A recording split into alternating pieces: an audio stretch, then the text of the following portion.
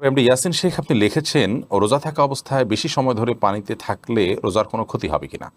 রোজা অবস্থায় বেশি সময় ধরে পানিতে থাকলে রোজার কোনো ক্ষতি হবে না, তবে যদি কেউ অনেক সময় ধরে গোসল করে এবং ডুব দিতে থাকেন, এর ফলে নাকে মুখে কানে দিয়ে তার পানি প্রবেশ করতে পারে, বিশেষ করে নাক মুখ দিয়ে পানি প্রবেশ করার সম্ভাবনা অনেক বেশি থাকে।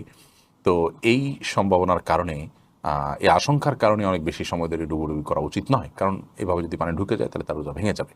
তো রোজা ভেঙে যাবে, এরকম ভেঙে যেতে পারে, এরকম কোনো কাজ করা কোনো মুসলমানের জন্য জায়েজ নয়। সেই বিষয়টির উপর আমাদের খুবই সচেতন থাকতে হবে, দায়িত্বশীল থাকতে হবে, সাবধান এবং সতর্ক থাকতে হবে। আর রোজার বিষয়টি হলো যে পানিতে আপনি যদি কোনো কাজে আপনি থাকতে হলো মাজা পরিমাণ, কোমর পরিমাণ বা বুক পরিমাণ আপনি থাকলেন, সেখানে 1-2 ঘন্টা, হয়তো অনেকে আছে পানিতে ডুবে কাজ করতে হয়, পানিতে আপনার নিজেকে মাজা করে কোমর পরিমাণ বা বুক পরিমাণ ডুবিয়ে তারপর কাজ করতে হয়। এটা তো কাজের অংশ হিসাবে, বিধায় সেটি তার জন্য জায়েজ আছে, কোনো অসুবিধা নেই। সের ফলে রোজার কোনো ক্ষতি হবে যে ব্যাপারটি সেরকম নয়। যদি পানি ভিতরে প্রবেশ না করে কোনো অসুবিধা নেই।